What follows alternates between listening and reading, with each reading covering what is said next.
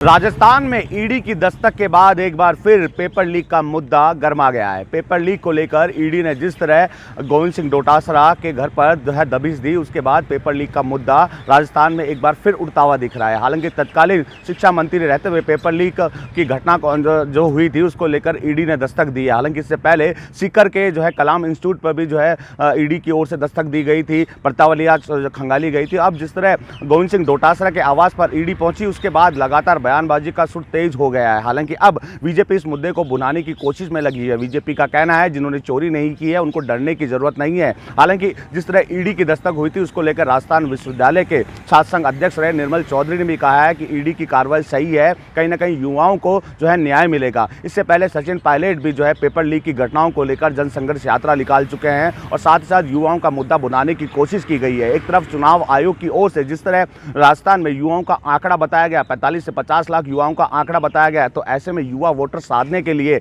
दोनों ही प्रमुख पार्टियां मंथन तो करने में लगी थी। लेकिन जिस तरह ईडी की दस्तक हुई उसके बाद वापस यूं कहें कि बीजेपी अब युवाओं को साधने की कोशिश में लग गई है। हालांकि पेपर लीक का मुद्दा इससे पहले भी सदन में गूंज चुका था, सदन में भी बीजेपी की ओर से हंगामा किया गया था, लेकिन उसके बाद जो है कांग्रेस कानून लेकर आ गई थी। लेकिन कानून के तहत पालना नहीं हो रही थी तो बेरोजगार सड़कों पर उतर गए। सड़कों पर उतर कर जो है कानून के तहत पालना करने की बात कही गई। हालांकि सरकार की ओर से कार्रवाई भी की गई, लेकिन जिस तरह ईडी की दस्तक हुई और एक बार फिर पेपर लीक का मुद्दा उठा तो अब कहीं ना कहीं युवाओं को साधने की कोशिश की जा रही है, क्योंकि युवाओं की संख्या राजस्थान में ज़्यादा है। युवा ही जो है राजनीति की चाबी यूँ कहें कि पार्टी को जिताने के लिए प्रमुख जो है मुख्य रूप से माना जाता है। तो ऐसे में कहीं ना कहीं युवा वोटर साधने के लिए दोनों ही पार्टियां जतन तो करने में लगी है। लेकिन पेपर लीक का मुद्दा एक बार जिस तरह उठा है, निश्चित तौर पर यूँ कहें कि बीजेपी अब इस युवा जो है पेपर लीक का मुद्दा पूरी तरह से विधानसभा चुनाव में साधने की कोशिश कर रही है और आज युवा मोर्चा की ओर से पूरे प्रदेश मुख्यालयों पर प्रदर्शन भी किया जाएगा। हालांकि युवा मोर्चा बीजेपी के पदाधिकारियों का कहना है कि पेपर लीक की घटना लगातार राजस्थान में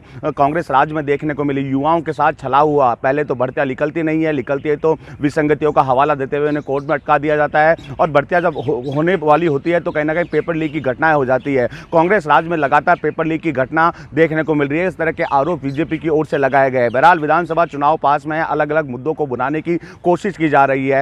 एक तरफ बीजेपी पेपर लीक, भ्रष्टाचार और महिला उत्पीड़न के मामलों को बुनाने में लगी है, वहीं कांग्रेस का कहना है कि राजस्थान में जो है कोई भी माफिया हो, भ्रष्टाचार करने वाला कोई भी हो, उसको बख्शा नहीं जा रहा है। हमारी जो पुलिस के आला अधिकारी की टीम है, एसीबी की टीम है, वो लगातार कार्रवाई करने में लगी है। लेकिन विधानसभा चुनाव से जो है कुछ दिन पहले ही जिस तरह पेपर लीक का जन वापस बाहर निकला है, निश्चित तौर पर युवा वोटर साधने की कोशिश यहाँ की जा रही है। हालांकि गोविंद सिंह डोटासरा कह चुके हैं कि मेरा इस पूरे मामले में कोई लिप्तता नहीं है, जांच में सब जो है साफ हो जाएगा। वैभव गहलोत को भी जो है समन जारी हुआ है। वैभव गहलोत ने भी कहा है कि इससे पहले भी 12 साल पहले भी समन जारी हुआ था, लेकिन कुछ मिला नहीं। हालांकि जहाँ पर विधानसभा चुनाव होते हैं वहाँ पर जो है केंद्र सरकार की ओर से जाँच एजेंसियों का दुरुपयोग किया जाता है। बहरहाल जाँच में क्या निकलता है ये तो आने वाला वक्त ही बताएगा, लेकिन चुनाव को देखते हुए दोनों ही राजनीतिक पार्टियां युवा वोटर्स को साधने की कोशिश करने में लगी है। वसंत पांडे, TV9 जयपुर।